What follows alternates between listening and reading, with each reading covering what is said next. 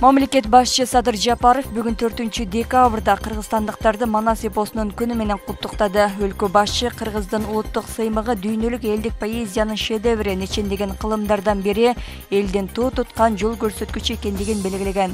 Кызыл байрагыбыз, кербебиз жана гимнибиз мамлекеттин символдору болсо, Манас эпосу улуттук иденттүүлүктүн символу, кылымдар кайрын кырча басып келе жаткан түптүү кыргыз журтунун элдүүлүгү, биримдиги улуу Манас дастанында Кашкая тасын айтылган. Ал эми көп эпосту Кыргызстандын улуттук идеологиясынын башаты дал ушул улуу биримдиктен угут алат.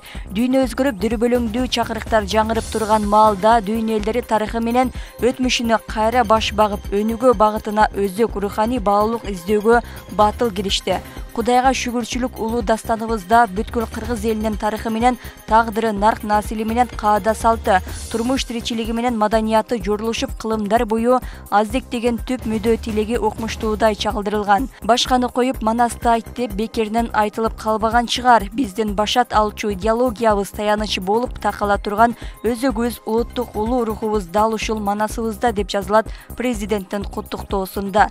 Садыр Жапаров 2022-жылдын апрелинде кыргыз элинин баа жеткес руханий мурасы Манас эпосунун үчилтиген Манас Семетей Сейтек ар тараптуу изилдөө жана жайылтуу боюнча кошумча чаралар жөнүндөгү жарлыкка кол койгонун, сентябрда Манас жана Чыңгыз Айтматов улуттук академиясы мамлекеттик мекемеси Манас улуттук академиясы болуп өзгөрүлгөндүгүн эске салып, бул кадамдар эпос боюнча мындан ары дагы ар тараптуу изилдөө иштерин жүргүзүүгө өбөлгө түзүп бере алат деп ишенген.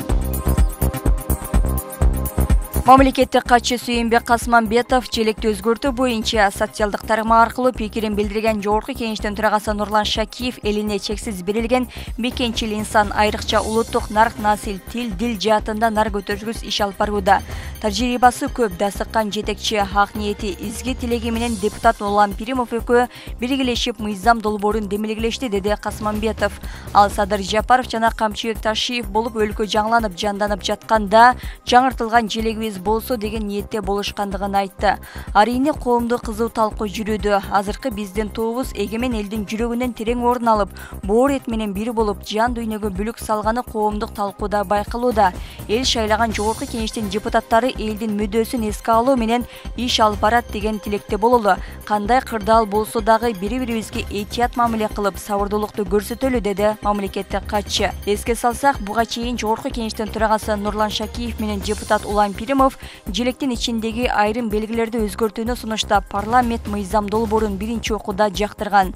Мамлекет башчы Садыр Жапаров жана УКМК төрагасы Камчыбек Ташиев дагы желекти өзгөртүүнү колдой тургандыктарын билдиришкен. Жалал-Абад шаарында дүйнөнүн 4 бурчуна уча турган эл аралык маанидеги чоң аэропорт курулат. Бул тууралуу УКМК төрагасы Камчыбек Ташиев билдирди. Жалал-Абадка көк арт өрөөнүнө жакшынакай кылып, эл аралык маанидеги аэропорт салабыз. Кудай буйруса Москва, Дубай, Стамбулга болобу, ушул жактан уча турган болосуңар. Москвадан долбоорлуу институтунан келип, изилдеп көк арт өрөөнүнө аэропорт курса болот деген кортундуну чыгарып беришти. 3-4 айда долбоору жасалып бүтсө курулушу башталат, деди Ташиев. Ал шаардагы түрмө дагы толугу менен бузурулуп, ордуна административдик имараттар, иш-чаралар өтүүчү аян курула тургандыгын билдирген. Мындан тышкары стадион толук реконструкциядан өтүп, Жалал-Абад облусундагы Олимпиадалык резервдеги республикалык колледжи ачыларындагы маалымдаган. Такырайып кеткен 10 000 гектар жайытты 2023-жылы калыбына келтирүү боюнча пландалган иштер толук аякталды. Бул туурасында Айыл чарба министрлигинен билдиришти. Кунарсыз жайыттарды жакшыртуу максатында Россиядан 99,5 тонна үрөн сатылып алынып, жайыт жана асыл тукум мал чарба департаменти тарабынан айыл өкмөт жайыт комитеттерине таратылып берилген. Техника бара албаган жайыттарга тиешелүү адистер жайыт чөбүнүн үрөнүн кол менен сээп түзүлгөн графикте бүткөрүштү деп айтылат маалыматта.